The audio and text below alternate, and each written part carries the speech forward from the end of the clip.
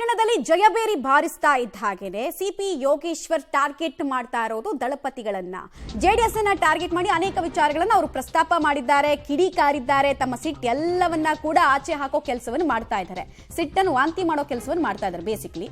So ದೇವೇಗೌಡರಿಗೆ ವಯಸ್ಸಾಯ್ತು ಅಂತೆಲ್ಲ ಮಾತಾಡ್ತಾ ಇದ್ದಾರೆ. ಜೆಡಿಎಸ್ ಕುಸಿತ ಕಾಣ್ತಾ ಇದೆ, ನಶಿಸಿ ಹೋಗ್ತಾ ಇದೆ. ಶಾಸಕರು ಬೇರೆ ಕಡೆ ಮುಖ ಮಾಡೋದು ಸಹಜ. ಜೆಡಿಎಸ್ ನ ಮನೆ ಖಾಲಿ ಆಗ್ತಾ ಇದೆ ಅನ್ನೋದು ಬೇಸಿಕಲಿ ಅವರ ಮಾತಿನ ತಾತ್ಪರ್ಯ. ಜೆಡಿಎಸ್ ಕಾರ್ಯಕರ್ತರು ಬಹಳ ಜನ ಶಾಸಕರು ನೊಂದಿದ್ದಾರಂತೆ. HDK ಕುಯುಕ್ತಿ ರಾಜಕಾರಣಕ್ಕೆ ಇತಿಶ್ರೀ ಹಾಡಬೇಕು, ಜೆಡಿಎಸ್ ನವರು ಮನಸ್ಸು ಮಾಡಬೇಕು ಅಂತೆಲ್ಲ ಮಾತಾಡಿದ್ದಾರೆ. ಬೆಳಗಾವಿ ಸದನದಲ್ಲಿ ಎಲ್ಲಾ ಶಾಸಕರು ಕೂಡ ನನಗೆ ಸಿಗ್ತಾರೆ ಅಂತ ವಿಶ್ವಾಸದಲ್ಲಿ ಅವರಿದ್ದಾರೆ. ಅವರ ಹತ್ರ ಮಾತಾಡ್ತೀನಿ, ಚರ್ಚೆ ಮಾಡ್ತೀನಿ ಅಂತೆಲ್ಲ ಸಿಪಿ ಯೋಗೇಶ್ವರ್ ಅವರು ಆಡಿರುವಂತಹ ಮಾತಿದೆಯಲ್ಲ, ಅದು ಮತ್ತೊಮ್ಮೆ ಕರ್ನಾಟಕದಲ್ಲಿ ಆಪರೇಷನ್ ಆಗತ್ತಾ ಅನ್ನೋ ಕುತೂಹಲ ಇದೆ.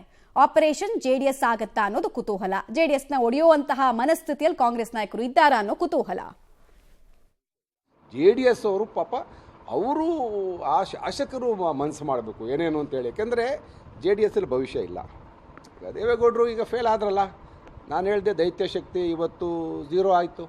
ಅವ್ರು ಹಳ್ಳಿಗೆ ಬಂದು ಅವ್ರ ರಾಜಕೀಯ ಜೀವನದಲ್ಲಿ ಇಷ್ಟೊಂದು ಪ್ರವಾಸ, ವೆಂಕಟೇಶ್ ಕೇಳಿ ಎಲ್ಲೂ ಅವ್ರಿಗೆ ಇಷ್ಟೊಂದು ಪ್ರಚಾರ ಮಾಡಿರಲಿಲ್ಲ. ಅವರು ಎಲ್ಲ ಕಡೆ ಹೋಗ್ತಾಯಿದ್ರು. ಒಂದು ಗ್ರಾಮ ಪಂಚಾಯತಿ ಲೆವೆಲ್ಗೆ ಬಂದು ಇವತ್ತು ಪ್ರಚಾರ ಮಾಡಿದ್ರು. ಅವ್ರು ಜನ ಗೌರವ ಕೊಡಲಿಲ್ಲ, ಸಮಾಜ ಅವ್ರನ್ನ ಒಪ್ತಾ ಇಲ್ಲ, ಅವ್ರ ಕುಟುಂಬ ರಾಜಕಾರಣ ಒಪ್ತಾ ಇಲ್ಲ, ವಂಶ ಪರಂಪರಾಡಳಿತವನ್ನು ಒಪ್ತಾ ಇಲ್ಲ. ಇನ್ನು ಯಾಕಪ್ಪ ಅವ್ರು ಈ ಸಮಾಜದ ಶಕ್ತಿನ ಉಪಯೋಗಿಸ್ಕೊಂಡು ಸ್ವಾರ್ಥಕ್ಕೆ ಎಷ್ಟು ಬೆಳೆಸ್ಕೋತಾರೆ? ಇಡೀ ಕುಟುಂಬ ಅಧಿಕಾರದಲ್ಲಿರಬೇಕು, ಮನೆ ಮಕ್ಕಳು ಮೊಮ್ಮಕ್ಕಳು ಸೊಸೆಯಂದರು, ಇಡೀ ಹಿಂಗೆ ಈ ಒಕ್ಕಲಿಗರ ಶಕ್ತಿನ ಸ್ವಾರ್ಥಕ್ಕೆ ಬಳಸ್ಕೊಳ್ಳೋದು ಎಷ್ಟು ಮಟ್ಟಿಗೆ ಸರಿ? ಆ ಒಂದು ಉದ್ದೇಶ ಇಟ್ಕೊಂಡು ನಾನು ಮಾತಾಡಿದ್ದೀನಿ. ಚುನಾವಣೆ ಫಲಿತಾಂಶ ಬಂದ ಮೇಲೆ ನನ್ನ ಮಾತನ್ನ ಅರ್ಥ ಅದಾಗಿತ್ತೇ ಹೊರತು ನಾನೇನೋ ಬೇರೆ ಬೇರೆ ಕೆಲಸ ಮಾಡೋಕ್ಕೆ ನಾನು ರೆಡಿ ಇಲ್ಲ.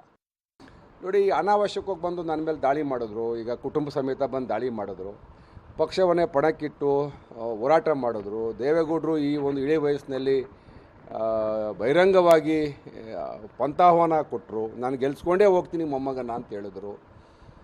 ಅವರೆಲ್ಲ ಒಂದು ರೀತಿ ಈ ಕುಟುಂಬ ರಾಜಕಾರಣವನ್ನು ಸಾರ್ವಜನಿಕರು ಹಳೆ ಮೈಸೂರು ಭಾಗದಲ್ಲಿ ಒಕ್ಕಲಿಗ ಸಮುದಾಯ ಒಪ್ತಾ ಇಲ್ಲ. ನಾಯಕತ್ವ ಬದಲಾವಣೆ ಆಗಬೇಕು. ಹಂಗಾಗಿ ಪರ್ಯಾಯ ನಾಯಕತ್ವ.